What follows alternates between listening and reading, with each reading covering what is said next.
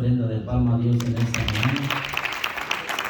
Se merece toda honra, toda gloria y toda alabanza. ¿Cuánto dicen amén? Lo invito a que se ponga de pie. Vamos a elevar una oración en esta mañana.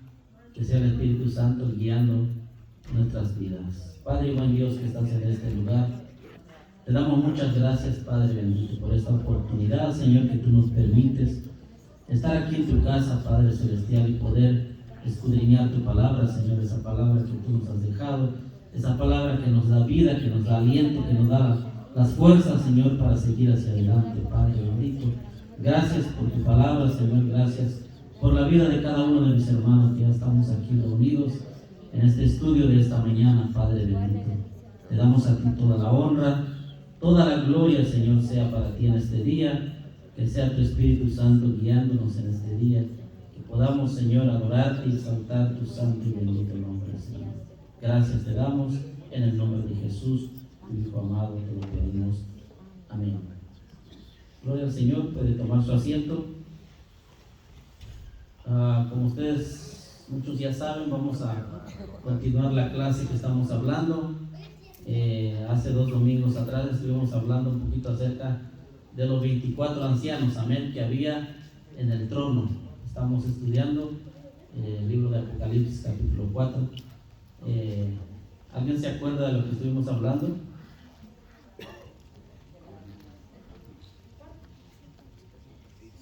¿O se nos olvidó ya? Estuvimos hablando, ¿verdad?, de los 24 ancianos que estaban alrededor del trono, que estaban sentados en 24 tronos. Vimos que los ancianos estaban vestidos de ropas blancas y tenían coronas, ¿verdad?, en sus cabezas. Vimos también del trono, dice que salían relámpagos, salían truenos, y delante del trono también había 7 lámparas de fuego encendidas. Vimos todo eso, amén. Y también dice el libro de Apocalipsis capítulo 4, que también delante del trono de Dios había como un mar de vidrio, dice, semejante al cristal. Qué tremendo, ¿verdad? El mar que nosotros conocemos, pues ya sabemos cómo es, pero allá el mar me imagino que era como un tipo metafórico que está hablando la Biblia, ¿verdad? No especialmente hay un mar como nosotros conocemos. Pero en esta mañana, primeramente Dios, vamos a hablar un poquito, seguir hablando acerca de los seres que estaban alrededor del trono y junto al trono del Señor. Para eso vamos a leer Apocalipsis 4, versículo 6. Apocalipsis 4, 6 al 8. Cuando usted lo encuentra puede decir un fuerte amén. Amén.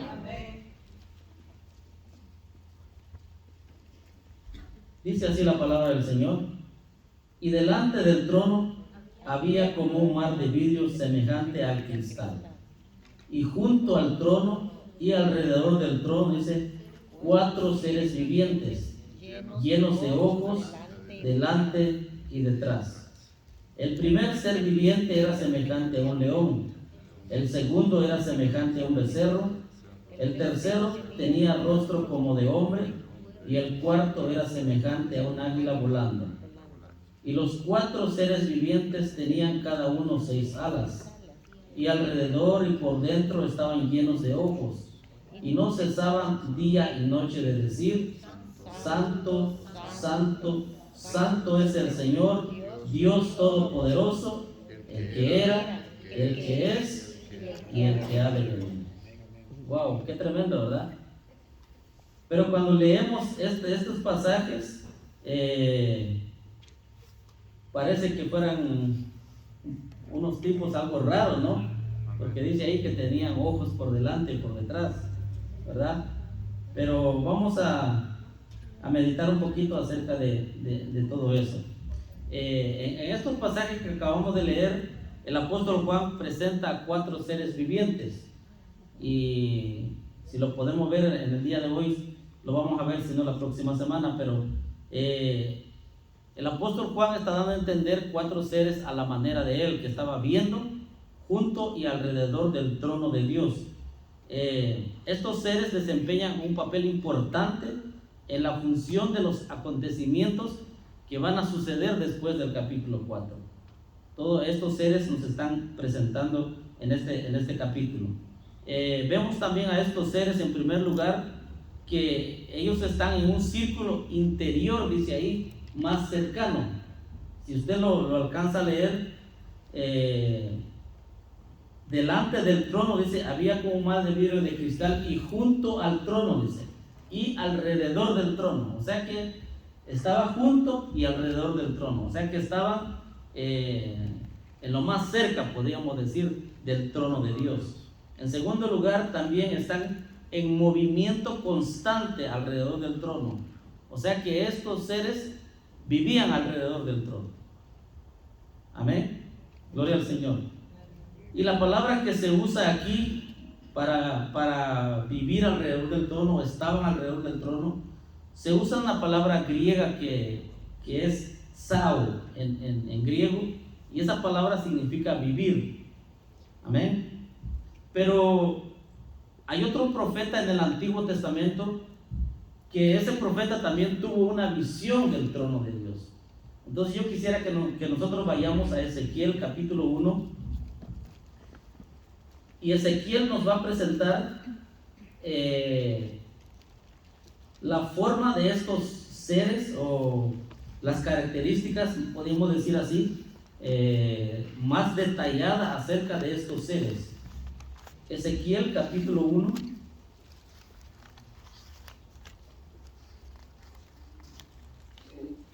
Vamos a leer del verso 3 en adelante.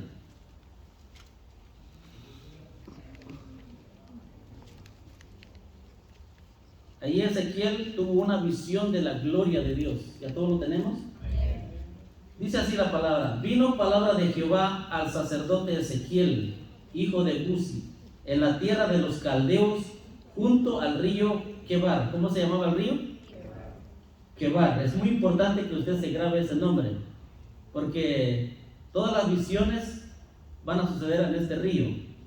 Vino ahí sobre él la mano de Jehová. Dice Ezequiel: y miré, y he aquí venía del norte un viento tempestuoso, y una gran nube, dice, con un fuego envolvente, y alrededor de él un resplandor, y en medio del fuego algo que parecía como bronce refulgente. Lo estoy leyendo así despacio para que usted entienda lo que eran estos seres que Juan estaba viendo en Apocalipsis. Y en medio de ella, dice, la figura de 4 seres vivientes. ¿Cuántos eran? 4. ¿Y cuánto vio Juan allá? 4 seres también. Y esta era su apariencia, dice Ezequiel. Había en ellos semejanza de hombre, cada uno tenía 4 caras y 4 alas, y los pies de ellos eran derechos, y la planta de sus pies como planta de pie de becerro, y centellaban a la manera de bronce muy bruñido. Y debajo de sus alas, a sus 4 lados, tenían manos de hombre, y sus caras y sus alas por los 4 lados. Con las alas se juntaban el uno al otro, no se volvían cuando andaban, sino que cada uno caminaba derecho hacia adelante. Usted puede leer el verso 10.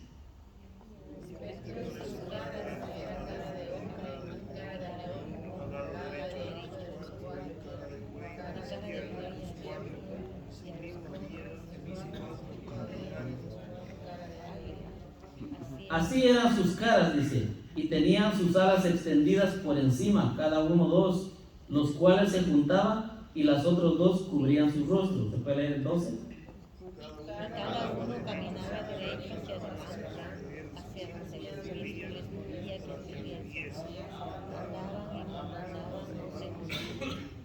Dice: cuanto a la semejanza de los seres vivientes, su aspecto era como de carbones de fuego encendidos, dice, como visión de hachones encendidos que andaban entre los seres vivientes, y el fuego resplandecía, y del fuego salían relámpagos.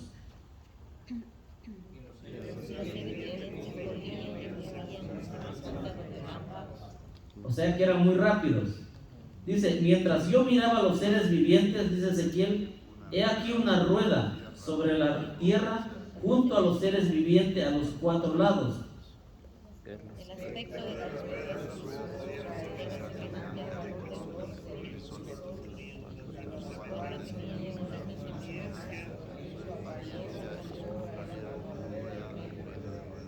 Cuando andaban, dice, se movían hacia sus cuatro costados, no se volvían cuando andaban.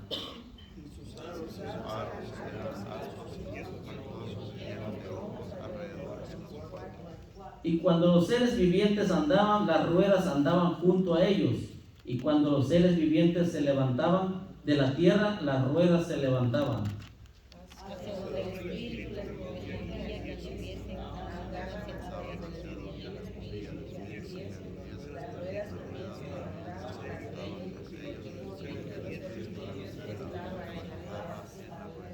Cuando ellos andaban, dice, andaban ellas. Y cuando ellos se paraban ellas. Asimismo, cuando se levantaban de la tierra, las ruedas se levantaban tras ellos, porque el espíritu de los seres vivientes estaba en las ruedas.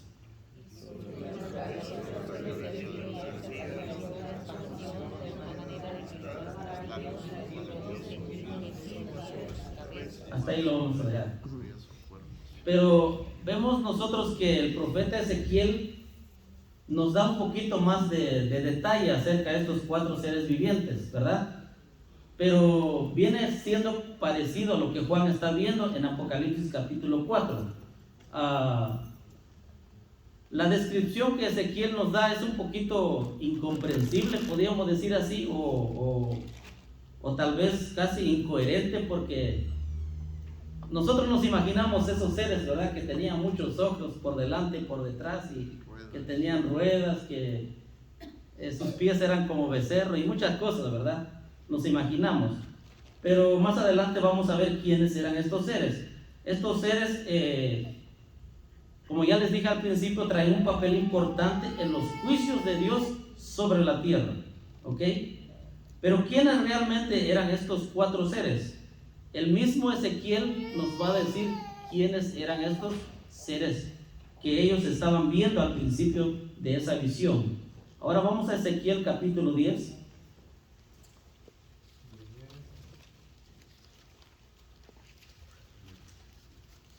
Ezequiel 10:10. Vamos a leer hasta el 15 y luego leemos el 20.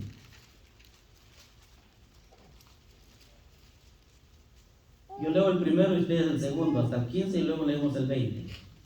Dice, en cuanto a su apariencia, dice Ezequiel, las cuatro eran de una misma forma, como si estuvieran una en medio de la otra.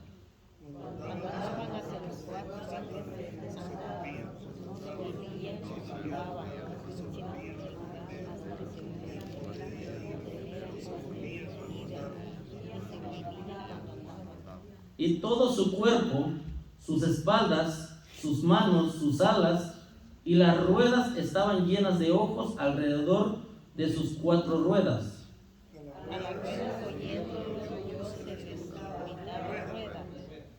Y cada uno tenía cuatro caras. La primera era rostro de querubín, la segunda de hombre, la tercera cara de león, la cuarta cara de águila.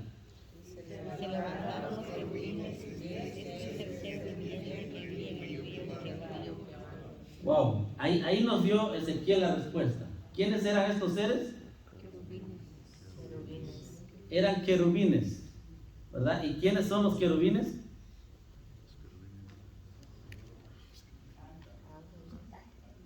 Son ángeles, ¿ok? Son ángeles, pero son ángeles que tienen un rango más alto, ¿ok? Porque hay ángeles, hay querubines, serafines y los ángeles que son llamados mensajeros de Dios, ¿ok? Entonces, aquí Ezequiel en el versículo 15 dice, y se levantaron los querubines, ¿ok? Entonces, lo que estamos viendo entonces en Apocalipsis capítulo 4, que Juan nos está dando a entender aquí, ¿quiénes eran? Los querubines, ¿ok? Vamos entrando por parte. El versículo 20 del capítulo 10 de Ezequiel dice, estos eran los mismos seres vivientes que vi debajo del Dios de Israel junto al río Quebar, y conocí que eran querubines. ¿Ok? Entonces Ezequiel nos da un poquito más de detalle acerca de estos seres. Los 4 seres vivientes son ángeles que se relacionan más con la santidad de Dios. ¿Ok? Por eso estos ángeles, estos querubines, están alrededor y junto al trono. No se separan del trono, ahí están pegados a Dios, porque son los querubines. Son lo que representa la santidad de Dios. ¿Ok? Y vamos a ver por qué ellos tenían muchos ojos. Por ejemplo, traigo como 5 pasajes. Yo quisiera que alguien lo buscara. Primera de Samuel 4:4. Alguien me busca Segunda de Samuel 6:2. Y alguien me busca Segunda de Samuel 22:11. Alguien me busca Salmo 91:1. Y otro que me busque Isaías 37:16. Y ahí vamos a ver que estos ángeles se relacionan con la santidad de Dios.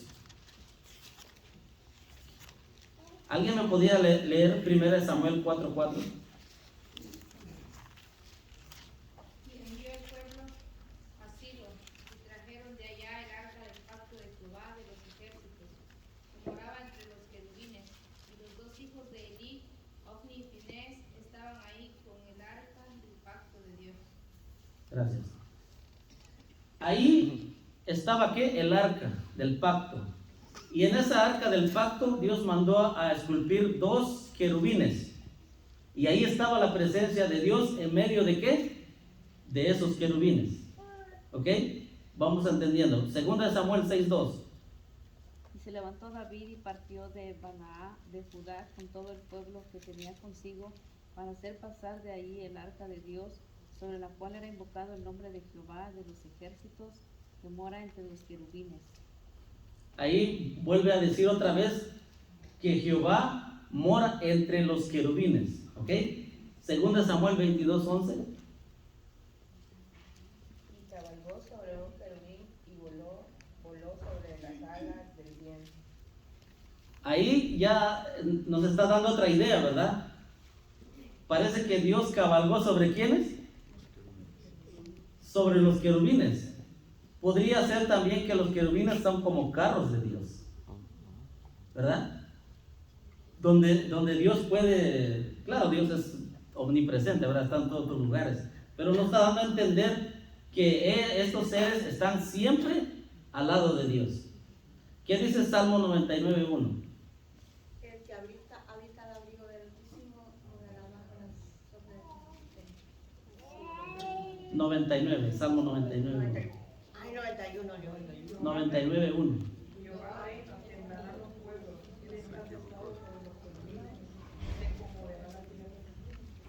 Él dice que está sentado ¿sobre quiénes?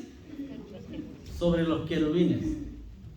O sea que podíamos ver muchas cosas aquí, podíamos hablar muchas cosas, ¿verdad? Pero lo que Dios nos está dando a entender aquí, que esos querubines son seres que están pegados a Dios, ¿verdad? Y por último, Isaías 37:16. Jehová de los ejércitos, Dios de Israel, que moras entre los querubines, solo tú eres Dios de todos los reinos de la tierra. Tú hiciste los cielos y la tierra.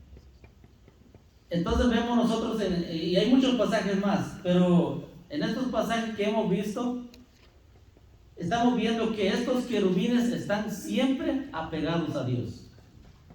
Y podríamos decir que estos querubines eran los generales de Dios, eran los ángeles más altos rangos, ¿verdad? Les voy a dar otros ejemplos. Cuando Adán y Eva pecaron, Dios los sacó del huerto del Edén. Y después de eso dice que Dios puso 2 querubines en la entrada del huerto. ¿Para qué? Para que ellos ya no pudieran regresar y entrar a ese huerto nuevamente, ¿verdad? Dios puso 2 querubines, ¿verdad? Y ellos tenían, dice, con la espada en la mano. Estaban ahí a la puerta del huerto. Dios también mandó a esculpir 2 querubines sobre el arca del pacto, aguardando simbólicamente la santidad de Dios.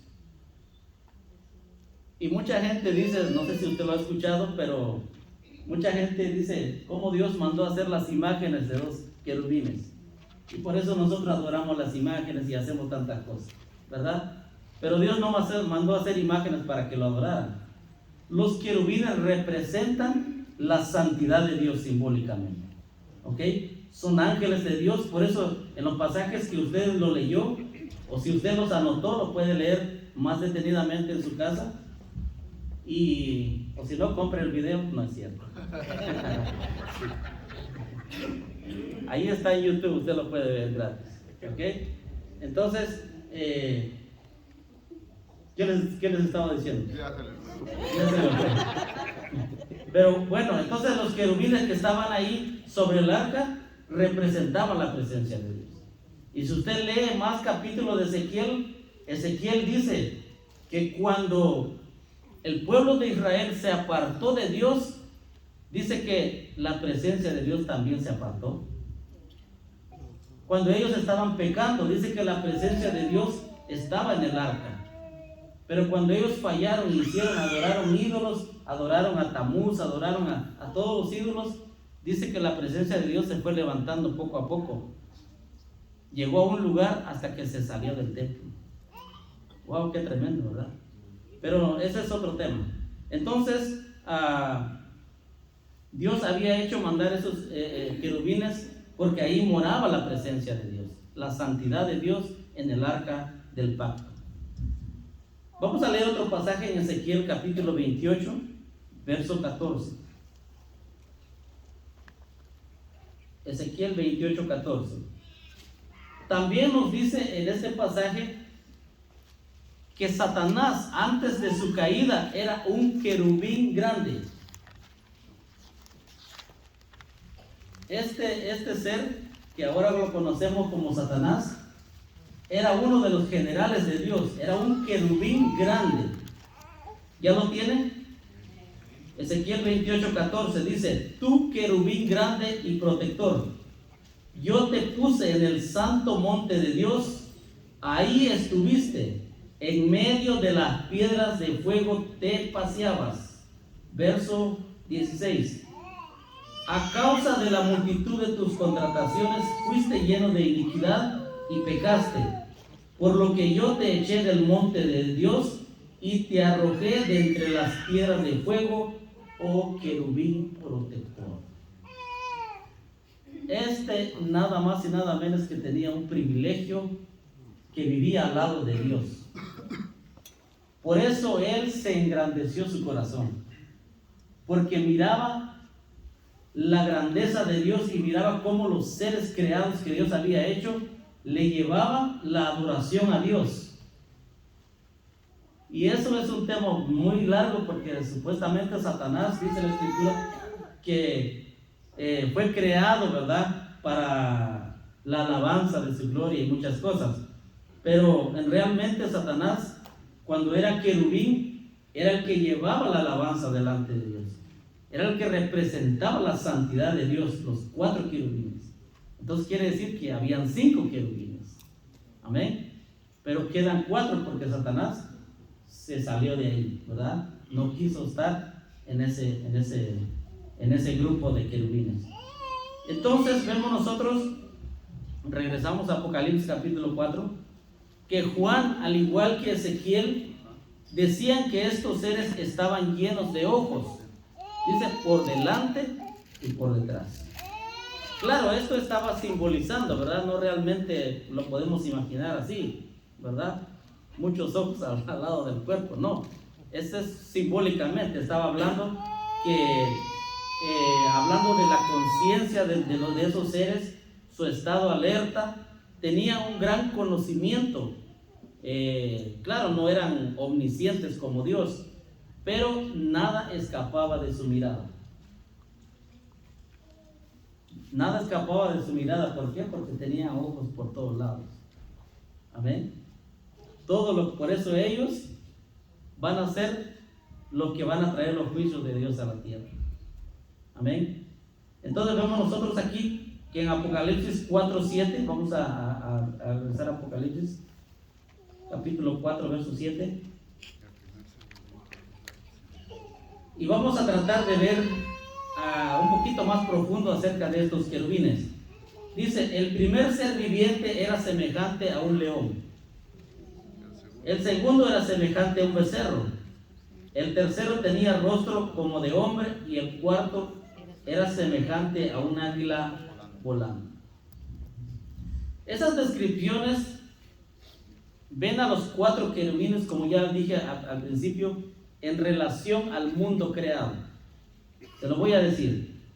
El león representa a las criaturas salvajes. 2. El becerro representa a los animales domésticos. El águila representa a las criaturas que vuelan. Y el hombre es la cumbre que Dios creó como su creación.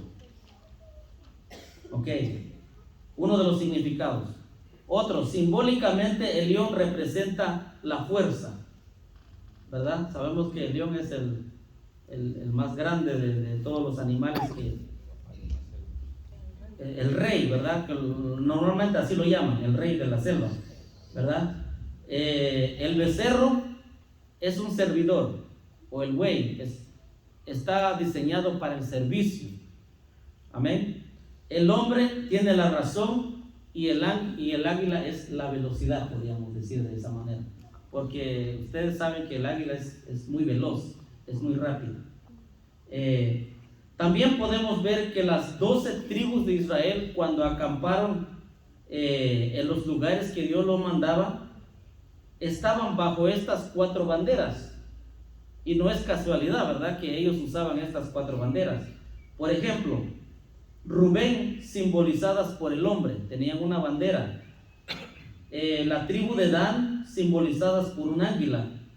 La tribu de Efraín, simbolizadas por un becerro o por un buey. Y el resto con la tribu de Judá, simbolizadas por un león.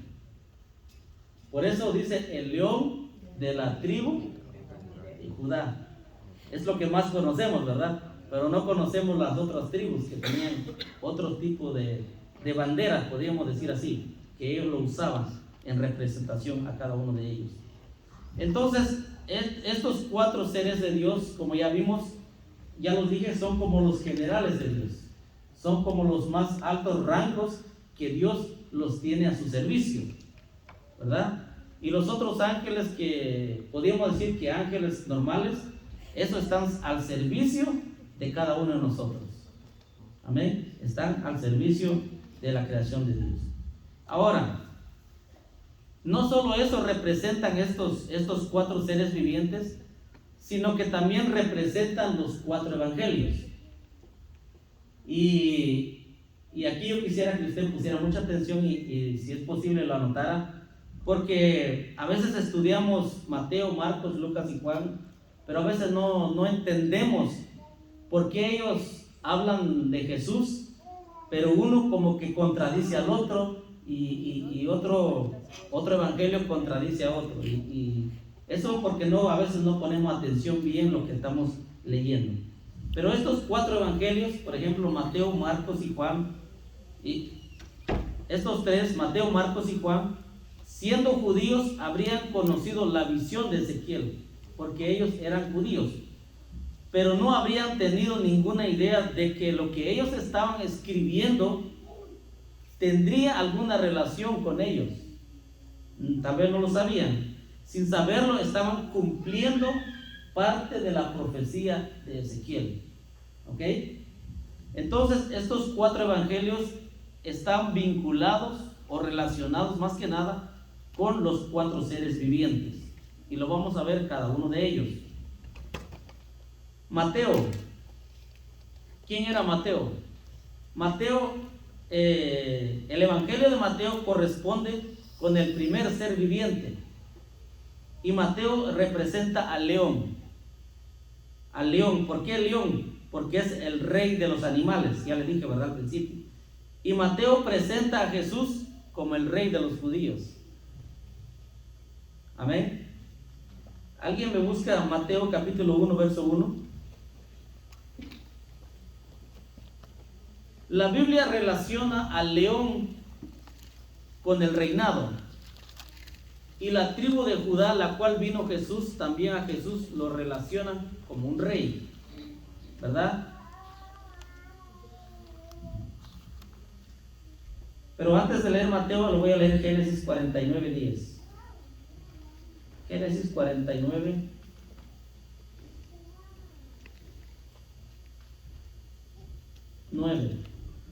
Dice: cachorro de león, Judá, de la presa subiste, hijo mío. Se encorvó, se echó como león, así como león viejo. ¿Quién lo despertará? No será quitado el cetro de Judá, ni el legislador de entre sus pies, hasta que venga Silo, y a él se congregarán los pueblos. Es como una profecía que estaba dando Abraham a Israel. Estaba diciendo cachorro de león. ¿Y de qué tribu venía Jesús? De la tribu de Judá, ¿verdad? Por eso Mateo comienza su evangelio en capítulo 1, verso 1, que dice: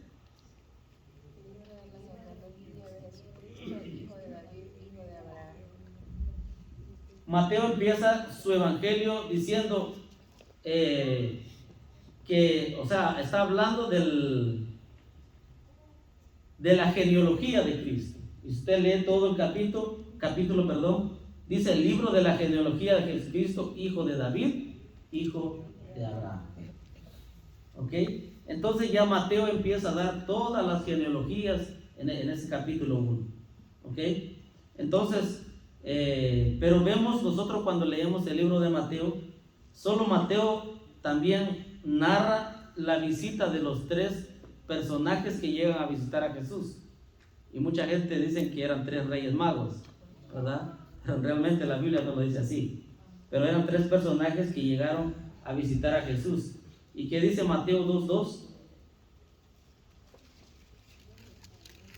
Diciendo: ¿dónde está el rey de los judíos que ha nacido? Porque su estrella hemos visto en el oriente y venimos a adorarle. Mateo nos está dando a entender a nosotros que Jesucristo era un rey, ¿verdad? Por eso Mateo representa el león. Era un rey. Por eso Mateo está escribiendo y está diciendo que llegaron estos 3 reyes, como lo entendemos nosotros, estos 3 personajes, y dijeron: ¿dónde está el rey de los judíos? ¿Verdad? ¿Por qué? Porque Mateo está representando el león, está dando a entender que Jesucristo es el rey. ¿Ok? También cuando Jesús, al final del libro de Mateo, cuando Jesús comisiona a los discípulos, les dice a ellos en Mateo 28:18. Mateo capítulo 28, verso 18, dice así: y Jesús se acercó y les habló diciendo: toda potestad me es dada en el cielo y en la tierra. Solo un rey tiene toda potestad. ¿Okay? Solo un rey tiene toda la autoridad. Entonces, vemos que Jesucristo es un rey. Amén. Donde Mateo, si usted lee todo el libro de Mateo, usted va a entender que Jesucristo es el rey. Y Mateo lo presenta como un rey. Segundo, Marcos. Marcos corresponde al segundo ser viviente, que es un buey, un becerro, ¿verdad? Es un animal que sirve, un servidor. Es un animal que la gente lo usa para arar los campos, para hacer trabajos, ¿verdad? Entonces, aquí podíamos ver que los sirvientes eran gentes desconocidas, podríamos decir aquí los que servían en los hogares. Es interesante porque Marcos era una persona cuya profesión se desconoce, no se conoce, no da a conocer su profesión. Pero las primeras palabras de Marcos en capítulo 1, si usted va a Marcos, capítulo 1, verso 1, Marcos dice: principio del evangelio de Jesucristo, Hijo de Dios. Hasta ahí nada más. O sea, Marcos está dando a entender que Jesucristo es un hijo de Dios. En Marcos no presenta ninguna genealogía, ni tampoco narra el nacimiento de Jesús. No dice más que que el énfasis principal recae en los hechos de Cristo como un rol de servidor. Y Jesús dice que vino a servir, como un servidor, ¿verdad? Al final de Marcos, cuando Jesús comisiona a sus discípulos, les dice en Marcos 16, 17. Marcos 16, 17 dice: y estas señales seguirán a los que creen. En mi nombre echarán fuera demonios, hablarán nuevas lenguas, tomarán en las manos serpientes, y si bebieren cosa mortífera, dice, no les hará daño. Sobre los enfermos pondrán sus manos y sanarán. Entonces, Marcos se está refiriendo a las acciones que iban a realizar o iban a llevar a cabo los que sirven a Dios, los que son sirvientes. Por eso, Marcos nos está dando a entender que Dios es como un servidor. Jesús también nos dio el ejemplo de un servidor. Amén. Cuando Él dice que vino a servir y vino cuando lavó los pies de los discípulos. Vamos a ver qué dice Juan capítulo 6, verso 38.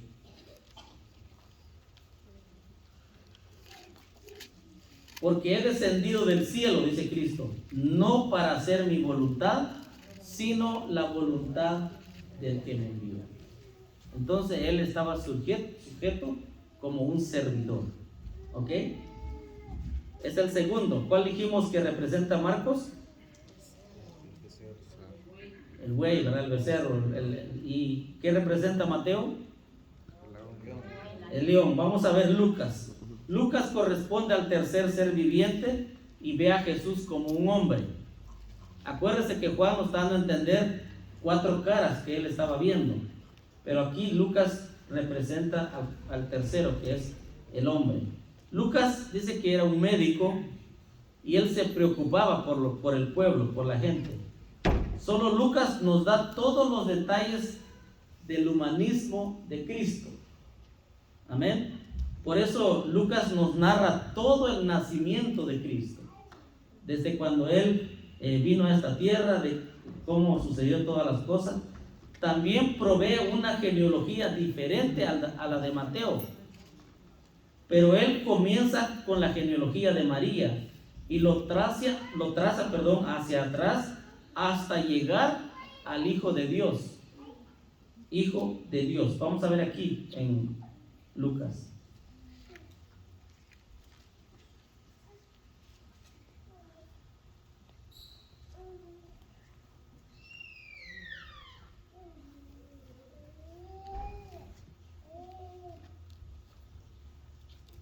Gloria al Señor. ¿Cuánto glorifican a Dios?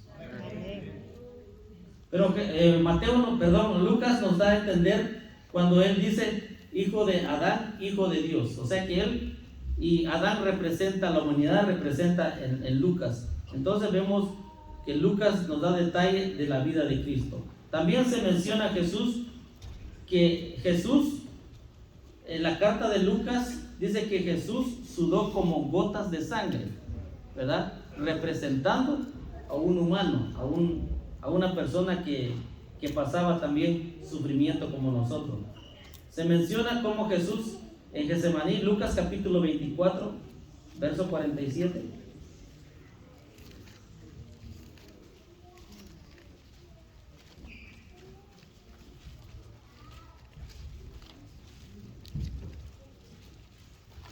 Y que se predicase en su nombre, dice, el arrepentimiento y el perdón de pecados en todas las naciones, comenzando desde Jerusalén. Entonces Lucas nos da el enfoque del arrepentimiento de la humanidad y el perdón del ser humano, porque él está presentando a Jesús como el hombre, ¿verdad? Como alguien que vino a dar su vida por la humanidad. Amén. Y por último vemos a Juan. Juan corresponde al cuarto ser viviente, que es como un águila en vuelo. El águila, usted sabe que nunca va a haber un águila en el suelo, ¿verdad? ¿A dónde hacen las águilas sus nidos? En lo más alto, ¿verdad? En las alturas, ¿verdad? Por lo tanto, el águila pues representa a Dios, no representa las alturas, representa todo lo que está en lo alto. Entonces Juan ve a Jesucristo como Dios. Si usted lee todo el Evangelio de Juan, ¿cómo comienza Juan 1:1? En el principio era el verbo, dice Juan. ¿Y el verbo quién era? Era Dios. Entonces, más tarde también Juan, en el capítulo 1, verso 14, nos dice así: y aquel verbo, dice, fue hecho carne y habitó entre nosotros, dice, y vimos su gloria, gloria como del unigénito del Padre, lleno de gracia y de verdad. Juan dio testimonio de él y clamó diciendo: este es de quien yo decía, el que viene después de mí es antes de mí, porque era primero que yo. Por eso Juan representa el águila. Nos está dando a entender que que Jesucristo es Dios. Por eso, cuando usted lee el Evangelio de Juan, ahí Juan dice que Jesús muchas veces dijo: yo soy, ¿verdad? Jesús menciona muchas veces esa palabra para describirse a él mismo. Por ejemplo, Jesús dice: yo soy el pan de vida. Jesús también dice: yo soy la luz del mundo. Yo soy la puerta, dice Jesús. También él dice: yo soy el buen pastor. Yo soy la resurrección y la vida. Yo soy el camino, la verdad y la vida. Yo soy la vid verdadera, dice. Y en otro pasaje Jesús dice: antes que Abraham fuese, yo soy. Y el yo soy es una palabra que se relaciona con Yahweh. Porque si vamos a Éxodo capítulo 3, verso 14, ahí Moisés está preguntando quién enviaba a él a sacar al pueblo de Israel. Dice Éxodo 3:14: y respondió Dios a Moisés. Vamos a leer desde el 13. Dice: dijo Moisés a Dios: he aquí que llego yo a los de Israel y les digo: el Dios de vuestros padres me ha enviado a vosotros. Si ellos me preguntaren cuál es su nombre, ¿qué les responderé? Dice Dios: yo soy el que soy. Y dijo: así dirás a los hijos de Israel: yo soy, me envió a vosotros. Qué tremendo, ¿verdad?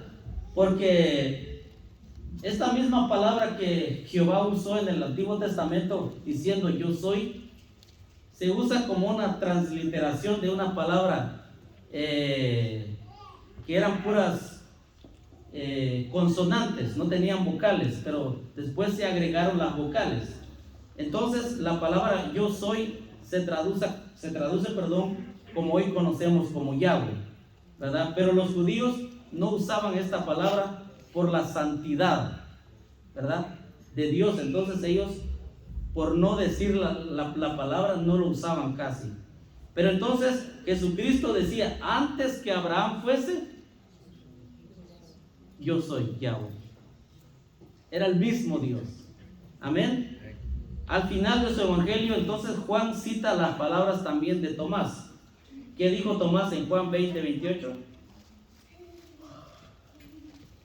¿Alguien lo sabe? Juan 20:28. Entonces Tomás respondió y dijo, ¿qué dijo Tomás? Señor mío y Dios mío. Qué tremendo, ¿verdad? Que Tomás reconoció a Jesucristo como Dios.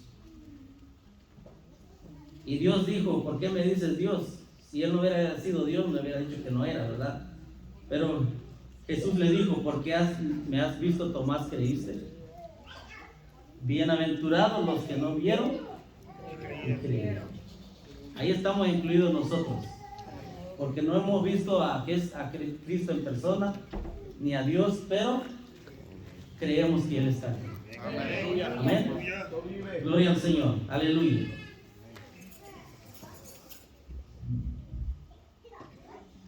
Vamos a dar por terminada esta clase, esperando que usted haya comprendido en esta mañana. Si Dios nos permite, el próximo domingo vamos a terminar esta clase y vamos a estudiar los otros seres que estaban alrededor del trono y lo que pasaba alrededor del trono. Amén. Vamos a tomar unos 5 minutos para saludarse unos a otros. Que el Señor les bendiga en esta mañana.